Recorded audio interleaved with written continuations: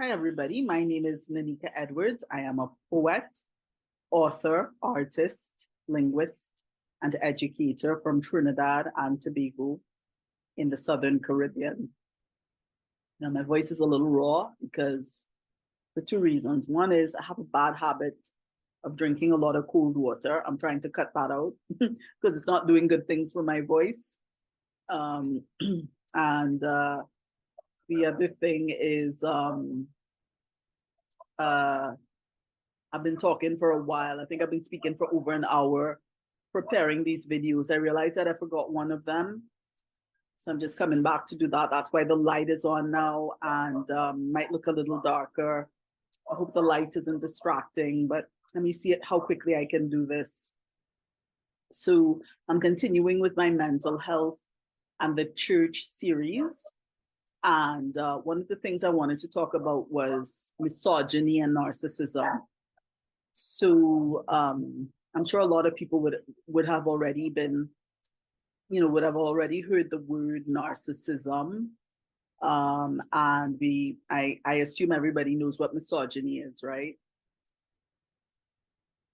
Yeah, there's always a loud car passing in this neighborhood when I'm trying to record. Kind of annoying. I think it's really inconsiderate to get a car with a really loud engine. I mean, sometimes all, wee hours of the morning, cars with loud engines or playing loud music would be driving up and down the streets here. It's very inconsiderate. But anyway, I digress. Or maybe I don't, I don't know. Anyway, yeah, misogyny and narcissism in the church. Now, I don't know a whole lot about this, a whole lot, but I can tell you, I think that, just wait for this car to pass by. It's got like this loud bass. Yeah, the older I've got, the older I've become,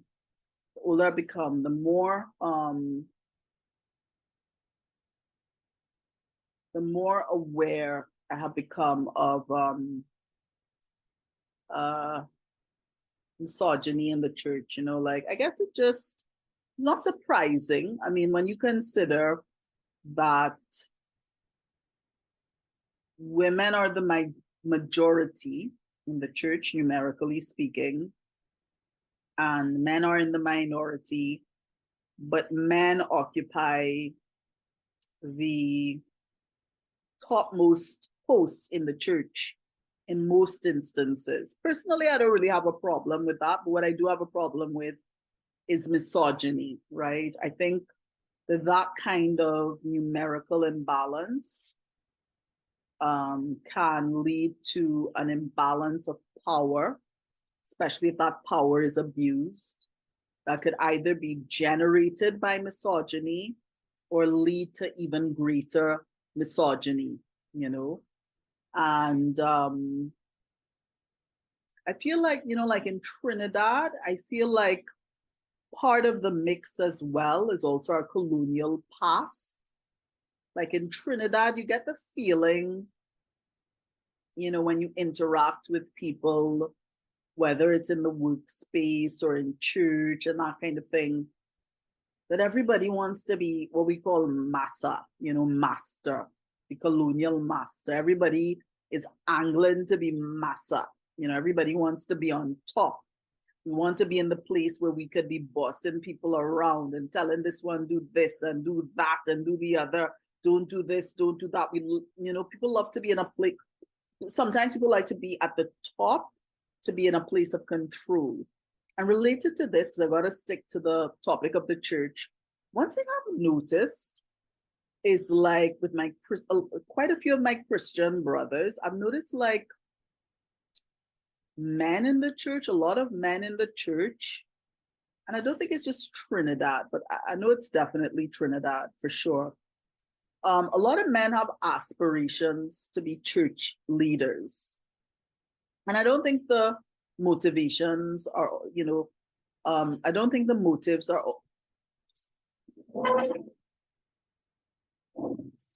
just something there. Yeah. I don't think the motives, a lot of one of the things I've noticed with my Christian, with quite a few of my Christian brothers, a lot of them have aspirations to be church leaders. And my feeling is I don't always feel that the motives are honorable. They may say that they're honorable. They may even believe that they're honorable. Excuse me, but I think when they dig deep, if they were to dig deeper, I think they would realize that what they are attracted to is not necessarily the hard, sometimes thankless work of being a shepherd, but access to power, dominance, adulation, and control. I think that's what it is for a lot of people. They love the thought of being the guardians of knowledge for a group of people. They love the idea of maybe in some cases even having access to anyway, let me not say that. Maybe I shouldn't say that, but they love the idea of being able to boss people around and be the king of their little domain. And maybe even there may be the enticement of financial gain and financial benefits from, you know, the weekly tithing of the saints and that kind of thing, right? So I really feel like there's a lot of misogyny in the church. Like, you don't typically hear women saying they have a hankering to be a church leader. That's hardly the case, you know, but it really is so with a lot of men. And again, when I consider, you know, things that I would have noticed about those individuals, I'm like, but they're not really pastor material. Like, why would they want to be in charge of a church? But you know, there's this kind of allure that being a pastor has. You know, you get to stand in the pulpit and in a kind of way look as if you know more than everybody else. And I know that for men in particular, that can be very attractive. And I think that could be tied either directly or indirectly to misogyny and narcissism, because narcissists typically love to dominate, love to control, love to manipulate, love to be adored, love to be worshipped. Position of pastor is a perfect job, the ideal dream job for a narcissist, right? And I do believe that there is a lot of narcissism in the church. I believe that. I've been to a couple churches in Trinidad and I observe the men and I'm like, they love the power. They love the power.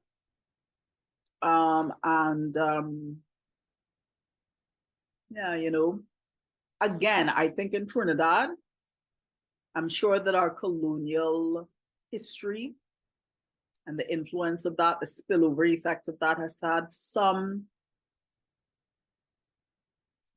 impact, some influence in all of that. Because sometimes I think in Trinidad, not just Trinidad, maybe in churches in general across the world, in a sense, a church may be run in a kind of benign way, but still, it may be in a more benign way, but it may be run like a colonial plantation, you know, free labor.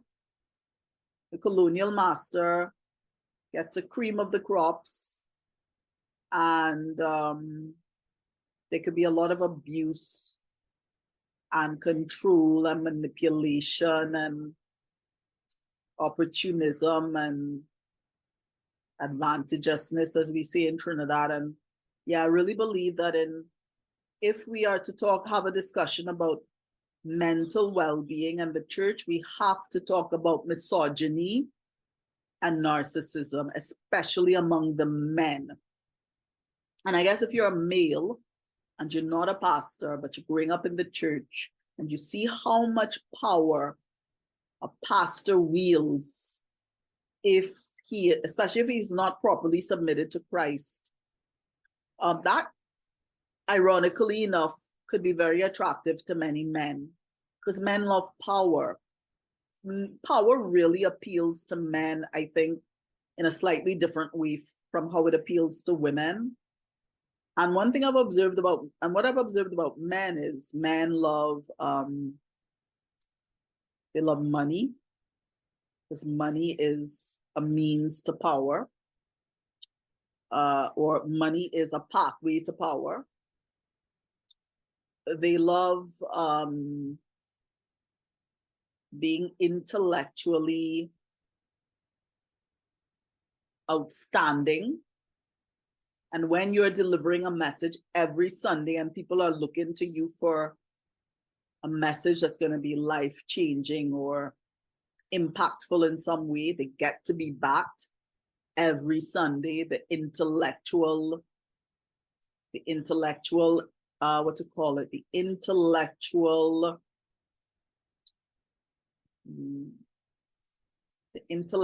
idol of the community, in a sense. A lot of pastors see themselves that way. And they even kind of almost subliminally encourage that. Yeah, men love being able to dominate women. A lot of men like that. What other place will you find a lot of women to dominate than in a church? Right? If men can't get it in a marriage, and a lot of times they will, they'll definitely get it in a church context, right? So, sorry for leaning like this. I always do that. I don't know why. But yes, I think that, this is something we need to think about and have really honest discussions about. And of course, misogyny is not in keeping with the character of God. I know a lot of people would say, but the Bible is misogynistic. Well, I don't think God is misogynistic. I know that the Bible is weighted in terms of content towards the male side of things, but God himself is not misogynistic, and the Bible says there's neither male nor female, meaning neither male nor female is neither side of that gender divide is better, intrinsically better than the other, right? But yeah, I think we need to have discussions about misogyny and narcissism, because both of those things could lead to a lot of abuse, a lot of emotional damage, maybe even sexual opportunism, predatory behavior on the part of men. And we know that that's a common tale in the church, unfortunately. So yeah, I would love to hear your views on this, whether you're a guy or a gal. What do you think of misogyny in the church? And how should we deal with it? What kind of discussion should we be having? Yeah. And I think that's about it, The other thing I would say is, the final thing I would say, it is so important for us to take our cues directly from God. I see a lot of men, I think that role modeling is way more important for men than it is for women, or it seems to have a greater impact. Like, men need role models. I'm not entirely sure why. But I have seen in the church where, and like I said, I've been to a few churches. I've seen where men, seeing something on my keyboard here. What's going on there? Something. Anyway, yeah, I've seen where, men would faster model themselves after their pastor than after God. And the result is, if the pastor is misogynistic, the men become misogynistic. The anointing runs down from the head, right? So And that's not good for men, and it's not good for women. It's not good for children. It's not good for anybody. So we need to have some discussions about these things. Is this a mental health issue? Yeah, I think it is, because misogyny could directly lead to narcissism, and that has its mental health issues all its own, or all on its own. And misogyny can also lead to mental health issues, maybe for men, but definitely for women, if women become victims of male dominance. So, or toxic male dominance, right? So that is it. That's it for, excuse me, that's it for this video. And would love to hear your thoughts. Maybe I've rambled a bit, I don't know, but would love to hear your thoughts. Until next.